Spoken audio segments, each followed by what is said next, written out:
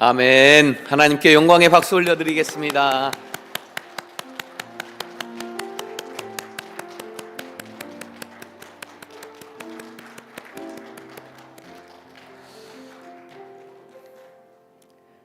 은혜로우신 하나님 아버지, 할렐루야 찬양대에 이 찬양의 섬김을 하나님 기쁨으로 받으신 줄 믿습니다.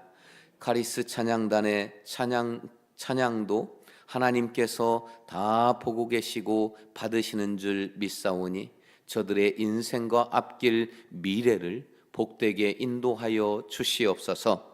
아버지 하나님, 오늘 이 귀한 공동체에 하나님께서 태초로부터 구원하시기로 작정하고 여기까지 인도하신 믿음의 형제가 주님 오늘 이렇게 등록을 하였습니다.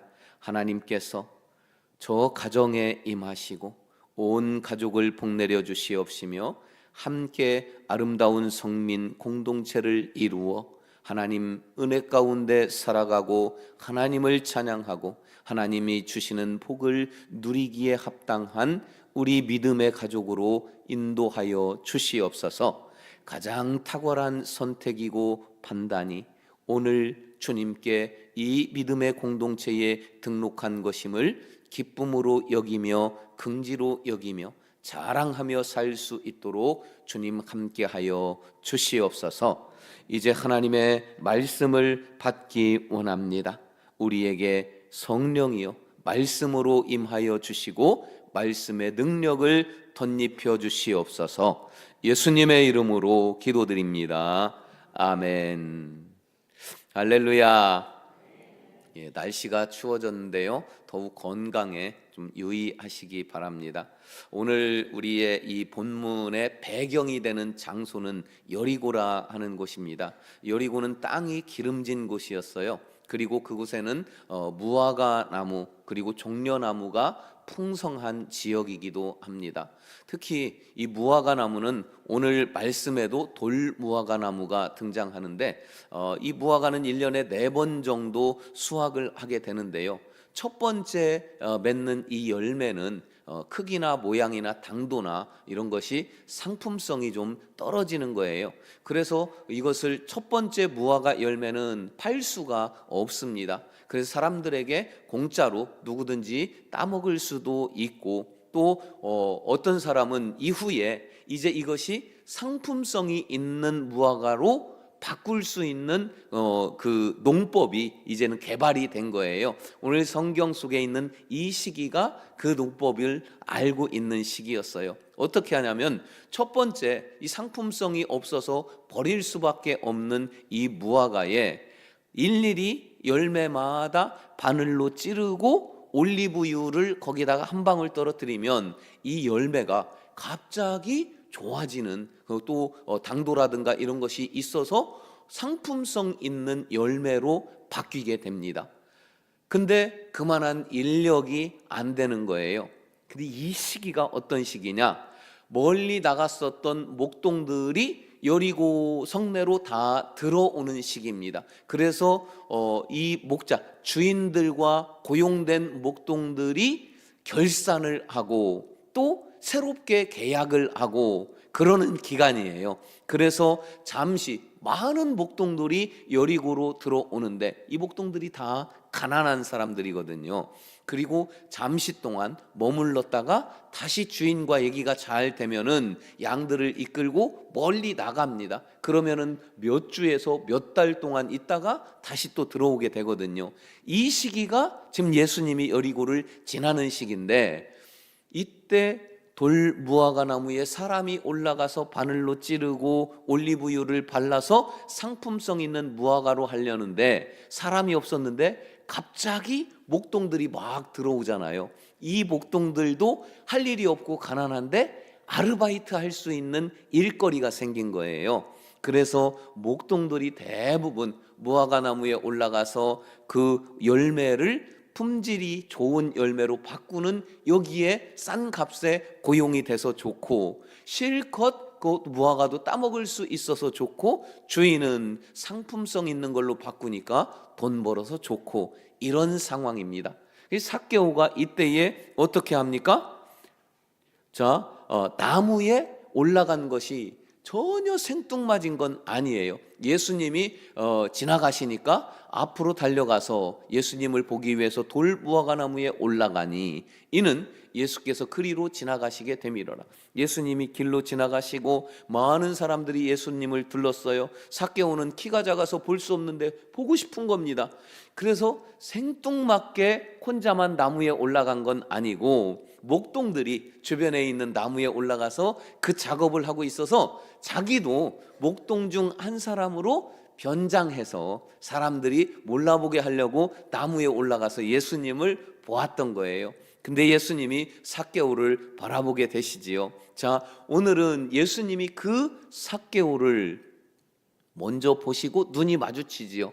그 삭개오에게 말씀하시지 않습니까? 내가 오늘 너희 집에 유하여야 되겠다. 그래서 오늘은 예수님이 삭개오의 집에 가셔서 신방하시는 거예요. 신방이라고 하는 관점에서 오늘 함께 말씀을 나누려고 합니다. 5절 말씀 우리 함께 보시겠습니다. 예수께서 그곳에 이르사 쳐다보시고 이르시되 삭개오야 속히 내려오라. 내가 오늘 내 집에 유하여야 하겠다 하시니, 예수님이 삭개오의 집에 신방을 가시면 그냥 신방으로 끝나냐? 예수님은 풍성한 은혜와 축복을 한아름 안고 신방을 하십니다. 주님이 가정을 신방하시면 어떤 축복의 역사가 일어날까? 첫 번째를 보면은 가정의 기쁨이 회복됩니다. 우리 6절 말씀 함께 보십니다. 급히 내려와 즐거워하며 여기 내려왔습니다. 여러분, 삭개오는 목동이 아니에요. 나무를 잘 타는 사람도 아닙니다. 그런데 예수님을 보려고 나무에 올라갔는데 급히 내려왔다는 게 무슨 의미냐? 성경은 지금 삭개오의 마음이 아주 바쁘고 그리고 예수님이 우리 집으로 오신대요.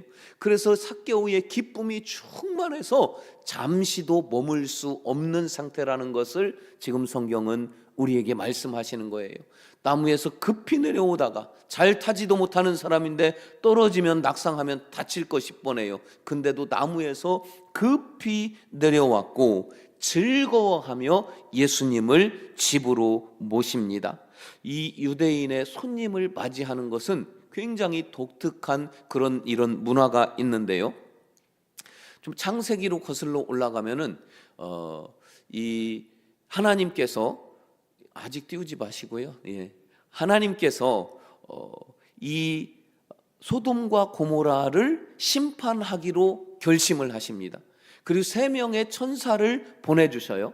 3명의 천사가 사람으로 변장을 해서 아브라함이 있는 장막 앞으로 지나갑니다.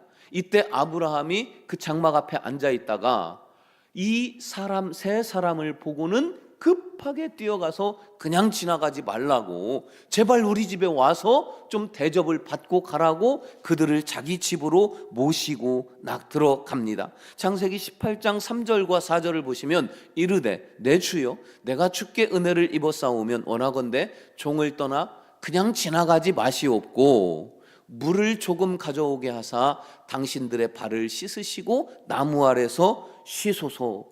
모르는 사람들이에요. 지나가는 사람이에요. 근데 아브라함은 몇 주 또는 몇 달 혹은 1년 동안 사람 구경을 못하는 그런 다니면서 목축업을 하는 사람이었어요. 이 사람을 보니까 너무 반가워가지고 집에서 대접을 하고 싶은 겁니다. 저 3사람을 자기 집으로 데려가서는 물을 줍니다. 발을 씻겨줍니다. 우유를 주고 떡을 줍니다. 그리고 그 다음 절에 보면은요, 살찐 송아지를 잡아서 요리를 해서 그들을 대접을 합니다. 그 대접하는 덕분에 소돔과 고모라 멸망 사실을 알게 되었고 롯을 구원할 수 있었던 것이지요. 실제 이 유목민으로 시작한 이 유대인들은 손님을 어느 정도로 극진하게 모시냐면은 최고의 음식으로 손님을 먼저 먹게 합니다. 손님이 다 먹고 나면 그 후에 남은 음식을 자기와 가족들이 먹습니다. 그리고 손님이 심지어는 밤에 찾아와도 밤 늦게 와도 반드시 식사를 대접합니다. 밤에 왔다는 얘기는 밥도 못 먹었다는 거예요. 그래서 식사를 대접을 합니다. 그리고 아무리 나의 원수였던 사람이라 할지라도 그를 3일 동안은 자기 집에서 먹고 쉬도록 충분히 베풀어주고 다른 사람이 해하지 못하도록 지켜주는 의무까지도 갖게 됩니다.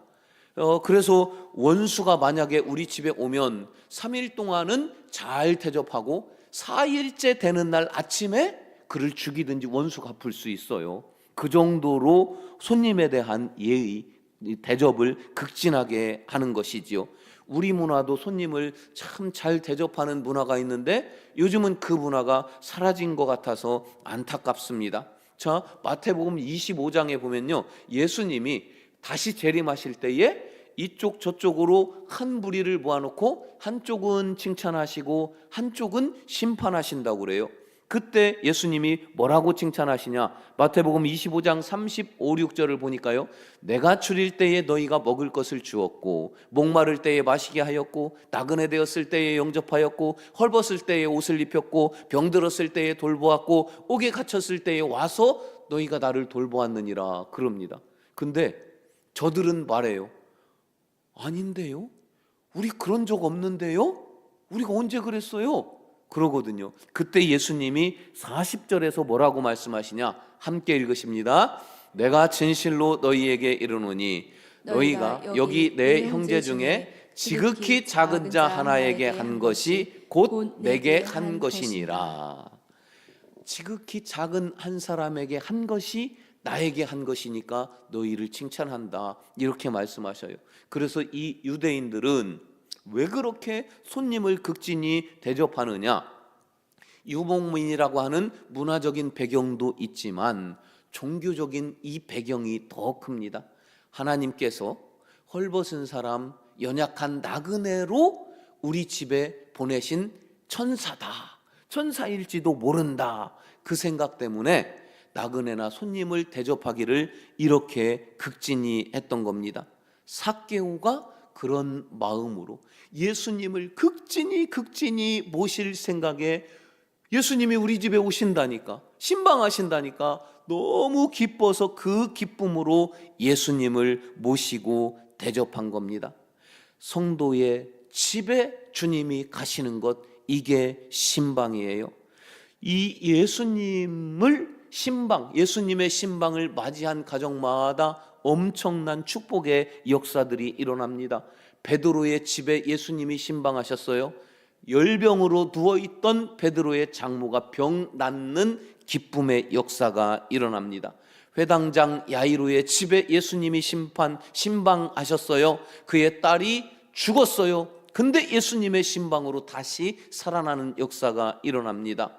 여러분, 나사로의 집에 예수님이 신방을 가셨습니다. 죽은 지 나흘이나 지났어요. 이미 장례를 치렀고 시신이 썩어가고 있는데 그가 살아서 무덤에서 나오는 놀라운 일이 신방을 통해서 일어납니다.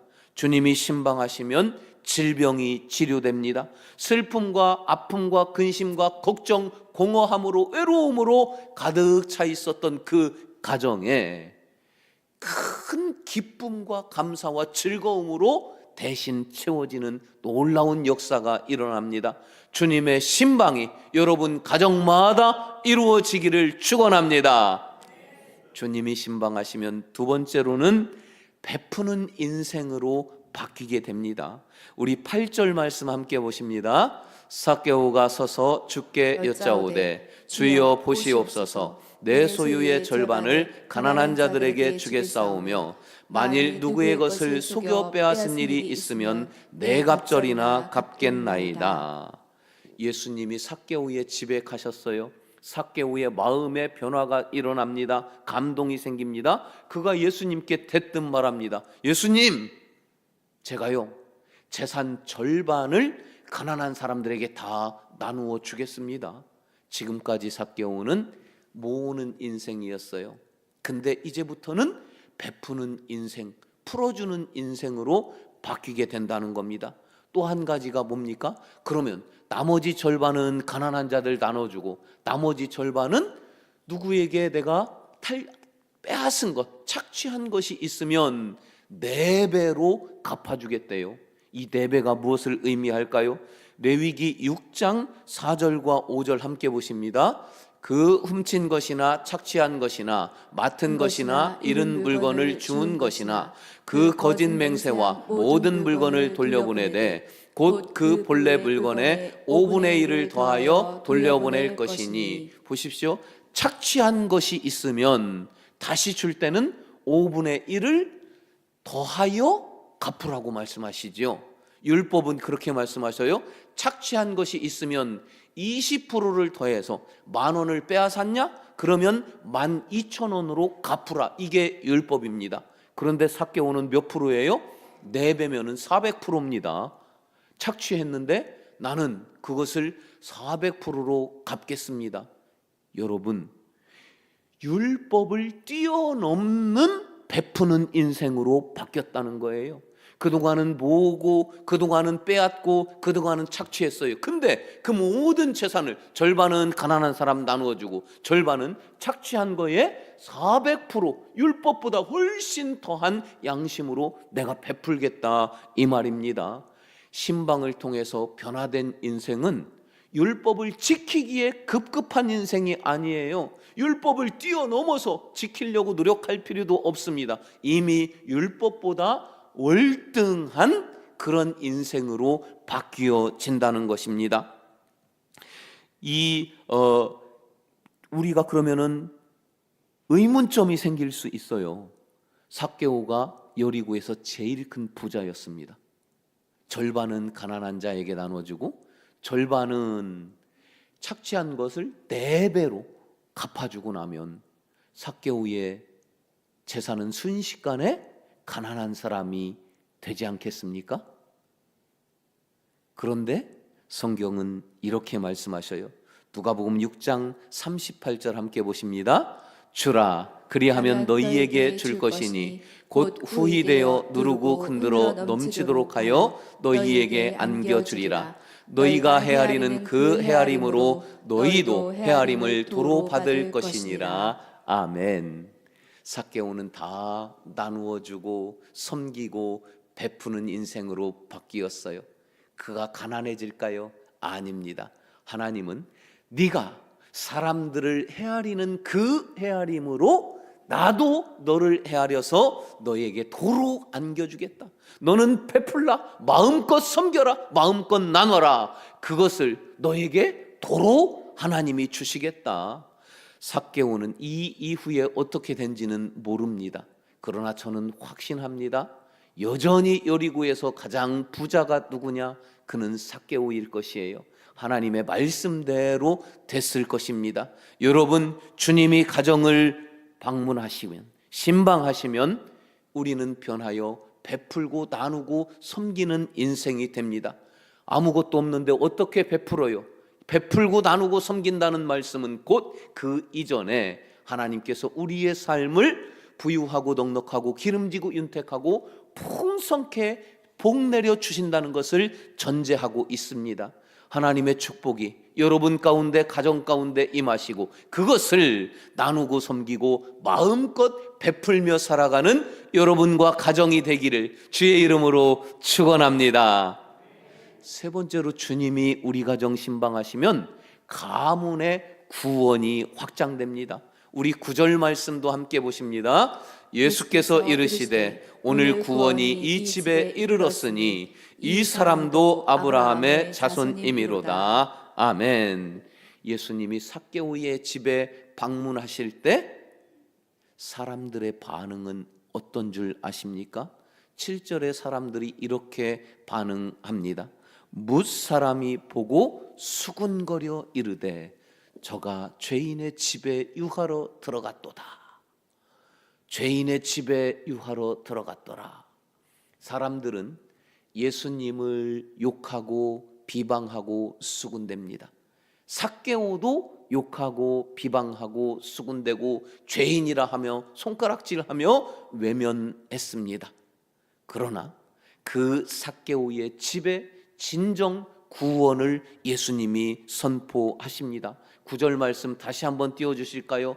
함께 다시 한번 읽으십니다. 예수께서 이르시되 오늘 구원이 이 집에 이르렀으니 이 사람도 아브라함의 자손이미로다. 주님은 사람들은 죄인의 집이라고 수군댑니다. 예수님은 말씀하십니다. 오늘 구원이 이 집에 이르렀으니 삭개오도 아브라함의 자손이다. 삭개오는 구원받은 진정한 참 하나님의 자녀 백성이 된 것입니다. 여러분, 여기에서 집이 원어로는 오이코라고 하는데요, 원어를 살펴보니까 집만 뜻하는 게 아니에요. 가정, 식솔, 가문을 다 포함하고 있습니다. 구원이 집에 이르렀다, 오이코에 이르렀다. 이것은 삭개오도 구원받았고, 삭개오의 아내도 구원받았고, 삭개오의 자녀도 구원받았고, 삭개오의 식솔들, 하인들도 구원받았을 뿐만 아니라 삭개오와 그 자녀와 그 자녀까지 가문이 구원받은 축복의 가문인 것을 예수님이 선포하는 것입니다. 여러분, 예수님이 우리 가정을 신방하시면 구원의 역사가 온 가정과 가문에 임하시니 그런 여러분의 가정 가문 되기를 주님의 이름으로 축원합니다. 우리 마지막으로 5절을 함께 보시면서 이제 말씀을 정리하려고 합니다. 함께 보십니다. 예수께서 그곳에 이르사 쳐다보시고 이르시되 삭개오야 속히 내려오라. 내가 오늘 내 집에 유하여야 하겠다 하시니, 내가 오늘 내 집에 유하여야 하겠다. 내가 오늘 내 집을 신방하길 원한다. 여러분, 저는 그동안에 가정도 신방했고 또 일터, 사업장도 신방했고 병원을 신방하면서 오늘 말씀으로 함께 나눈 엄청난 그 은혜들, 그 기적들을 숱하게 제 눈으로 목격했습니다. 가정을 신방함으로 평생 아내의 기도 제목이었던 남편이 그 주부터 예수 믿기로 작정하고 교회 나오는 것을 보았습니다. 자녀도 보았습니다. 그리고 심지어 오늘 죽을지 내일 죽을지 모르는데 우리 오빠 좀 기도 한번 해달라고 그래서 사경을 헤매고 있는 병원에 신방을 갔어요. 그가 듣는지 안 듣는지도 저는 몰랐습니다. 귀에다 대고 주님 말씀을 속삭였는데 세상에, 사경을 헤매고 있는 그가 눈을 뜨고 정신을 차립니다. 며칠 동안 맑은 정신으로 지내면서 평생에 안 믿던 예수님을 영접하고, 그리고 나는 이제 죽어도 천국으로 간다는 믿음의 고백을 합니다. 가족들을 모아놓고는 나는 천국으로 간다고, 이후에 천국에서 만나자고 유언을 하고 평안하게 죽는 모습도 저는 보았습니다. 그리고 그렇게 안 되고 힘들던 사업장에 매월 예배 드리기를 원한대요. 근데 그 사업장이 불같이 일어나서 하나님 주시는 것들로 나누고 섬기고 베풀며 살아가는 그런 사업도 저는 보았습니다. 그런데 지금 시대가 어떻습니까? 가정을 오픈하지 않는데요.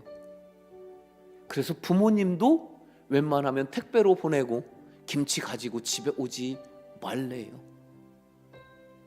남의 집에 가는 것이 예의에 맞지 않는 시대. 이런 풍조가 왜 있는지 아십니까? 사탄은 신방을 통해서 주시는 축복을 이미 알기에 방해하려고 그런 문화를 만들어 갔습니다. 우리는 이런 세상 풍조를 거부해야 합니다. 저는 할 수만 있으면 여러분의 가정을, 우리 성민의 가정, 모든 가정을 신방하고 싶습니다. 저와 함께 주님이 동행해 주심을 믿기 때문입니다. 여러분이 원하면 어떤 가정이라도 갈 것이요, 원치 않으면 갈 수 없습니다. 1층 엘리베이터 앞에 게시판에는 신방을 원하는 날짜에 오전인지 가정의 이름을 적으시오 하고 지금 붙여놨습니다. 신방, 어마어마한 능력이 일어납니다. 3월부터 시작하는 대신방에 여러분 가정에 저를 데리고 주님이 찾아가실 것입니다. 신방을 통해 주시는 모든 은혜와 축복이 저와 여러분의 가정 가운데 넘쳐나기를 주님의 이름으로 간절히 축원합니다. 우리 일어설 수 있는 분 일어서서 함께 찬양합시다. 주 나의 모습 보네, 상한 나의 맘 보시네. 주 나의 눈물 안에 홀로 울던 맘 아시네. 우리 함께 찬양으로 고백합시다. 주 나의 모습 보네, 상한 나의 맘 보시네. 상한 나의 맘 보시네. 주님 나의 눈물 안에, 주 나의 눈물 안에 삭개오처럼 홀로 울던 내 맘 아시네. 홀로 울던 맘 아시네. 주 사랑 내게 있네. 주 사랑 내게 있네. 그 사랑이 날 채우네.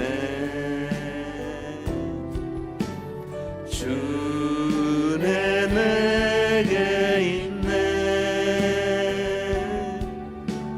그대로 날 세우네. 세상 소망 다 사라져가도 주의 사랑 끝없네. 세상 소망 다 사라져가도 주의 사랑은 끝이 없으니 살아가는 이 모든 순간이 주 은혜임을 나는 믿네. 세상 소망, 세상 소망 다 사라져가도 주의 사랑은 끝이 없으니 살아가는 이 모든 순간이 주 은혜임을 나는 믿네. 주님은 지금도 나의 집에, 나의 가정에 신방하기를 원하십니다. 주님 손에는 축복이 한아름 안겨 있습니다. 오늘 말씀을 붙잡고 우리 주여 세 번 부르며 신방을 소망하며 기도합시다. 주여, 주여, 주여. 아버지 하나님의 말씀을 받았나이다. 주님 나의 가정, 나의 집에 신방하기를 아버지 하나님 원하시는 줄로 믿습니다. 나의 가정의 문을 열어놓습니다. 꽉꽉 막아놓았던, 닫아놓았던 이 문을 활짝 열고 주 예수 그리스도의 내 집에 들어오심을 할렐루야 영접하기를 원합니다. 기쁨이 회복되어지기를 원합니다. 아버지 하나님 인생이 변화되어지기를 원합니다. 부유하고 넉넉하고 기름지고 윤택하고 풍성한 복을 받아 그것을 아버지 하나님과 세상을 향하여 마음껏 나누며 살아가기를 원합니다. 구원의 역사를 보기를 원합니다. 우리의 가정 가운데 주여 임하여 주시옵소서. 주의 신방을 기다리고 사모하오니 하나님 임하시고 이 놀라운 신방의 축복을 누리게 하여 주시옵소서. 나는 이모 하나님께 두 손 높여 찬양합시다. 은혜임을 나는 세상 소망 더 사라져가도 세상 소망 다 사라져 주의 사랑은 끝이 없으니 주의 사랑은 끝이 없으니 사랑하는 모든 순간 이 모든 순간이 주 은혜임을 나는 세상 소망 다 사라져도 세상 소망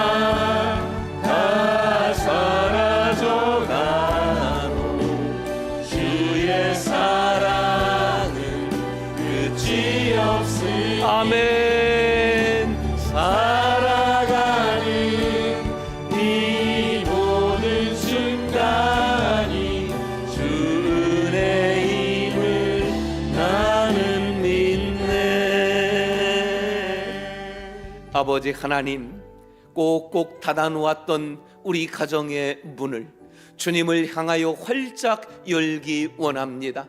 아멘. 주 예수여 오시옵소서.